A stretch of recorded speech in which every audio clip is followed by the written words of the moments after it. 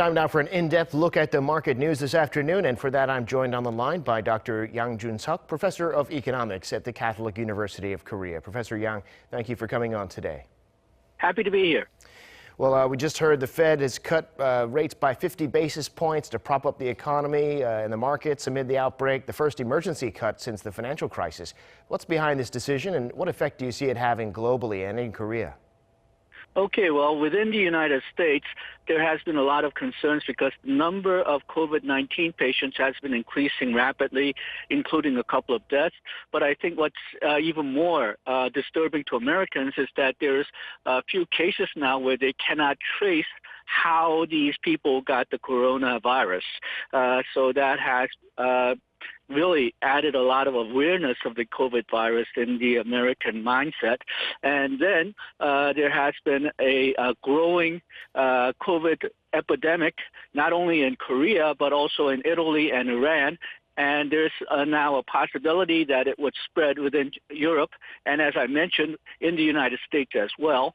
And I think there's a wide recognition that United States is especially vulnerable if COVID virus spreads, because it really doesn't have a very strong medical infrastructure. So there has been a lot of concerns about what would happen to the American economy if COVID virus does spread. And this has added to the problems in the stock market. Stock market has been very unstable in the last few weeks because of the COVID virus. And as I mentioned, the untraceable COVID cases in the United States, I think, sort of pushed the American economy over the brink. Well, let's talk a little bit more about stocks. U.S. having rallied 5% the day before. They were sharply down again on Tuesday. Why is that? Okay, well, when the COVID virus became a global problem, the G7 countries did mention that they will put up a unified response to the COVID virus, and that was widely thought to include rate cuts. So on Monday, the U.S. stock market experienced a very large gain.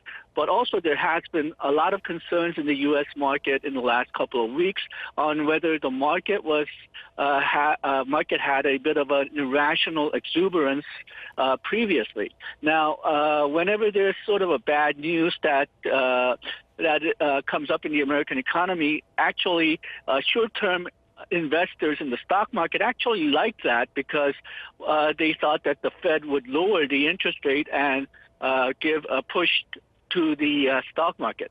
But there has been increasing awareness in the last couple of weeks that the Fed's rate cut may not be enough for the COVID virus because it does impact the real economy on both the demand and the supply side, and it's not solvable through a mere interest rate cut. It needs a fiscal response, it needs a medical response, and I think there has been more concerns on whether the American government and the American medical infrastructure can deal with the COVID virus if it spreads within the United States.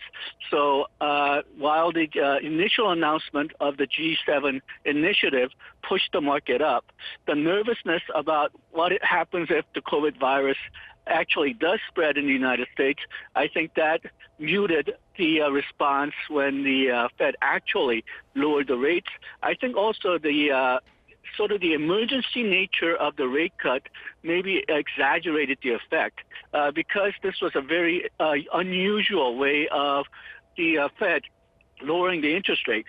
They usually lower the rates at 0.025% at a time, and they do it during their FOMC meetings. But this rate cut was twice as large as usual, and it came between the FOMC meetings. So I think instead of reassuring the market, it made the market a bit more nervous that the situation is really, really bad.